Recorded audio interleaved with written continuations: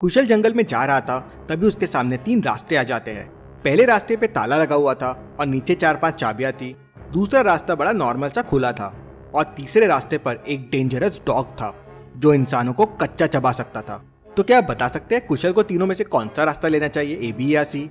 सोचिए और जल्दी से आपका आंसर कमेंट कर दीजिए।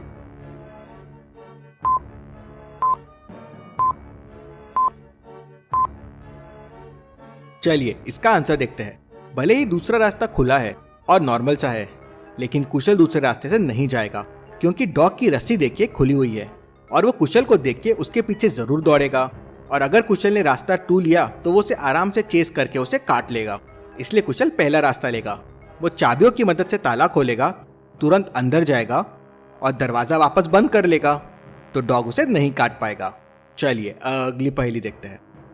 मुंबई के एक अपार्टमेंट में एक महिला की मौत हो जाती है। पुलिस वहां पहुंच जाती है तो देखती है कि महिला के एक हाथ में चाकू है और हाथ की नस कटी हुई है और चाकू पे मिले प्रिंट्स महिला के फिंगरप्रिंट से मैच हो जाते हैं। तो पुलिस को ये सुसाइड लगता है, तो पुलिस केस को सुसाइड डिक्लेयर कर देती है। मेहुल क्राइम सीन पे पहुंचता है और डेड बॉडी को अच्छे से देखता है और समझ जाता है कि एक सुसाइड नहीं मर्डर है। कैसे? मेहुल को ये कैसे समझता है? क्या आप सीन को देख के बता सकते हैं? सोचिए और मुझे आपका आंसर कमेंट करके बताएं।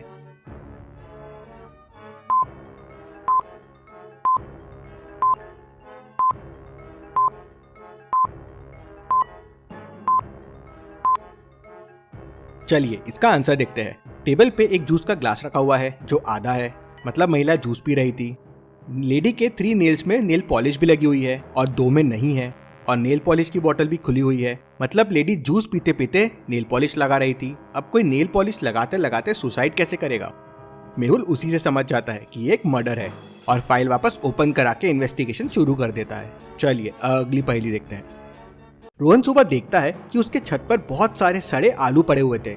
अब उसके आजू बाजू में 3 घर थे। रोहन तीनों घरों में जाके पूछताछ करता है। पहले घर वाले कहते हैं, हम तो कल रात घर पे नहीं थे, रिश्तेदार के यहाँ थे, अभी सुबह सुबह आए हैं।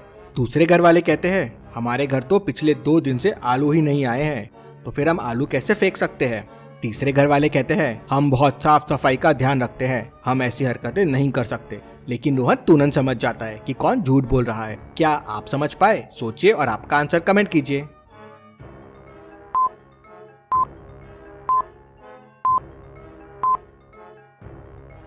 चलिए इसका आंसर देखते हैं। दूसरे घर वाले झूठ बोल रहे हैं क्योंकि ध्यान से देखिए, उनके घर के टेबल पर समोसे रखे हुए हैं। अब भला अगर उनके घर पे आलू नहीं थे तो फिर समोसे बने कैसे? इसका मतलब वो झूठ बोल रहे थे। रोहन भी ये समझ जाता है। चलिए अगली पहेली देखते हैं। इन चारों को ध्यान से देखिए और मुझे बताइए बच्चे की माँ कौन है, ABC या D? सोचिए और आपका आंसर कमेंट कीजिए।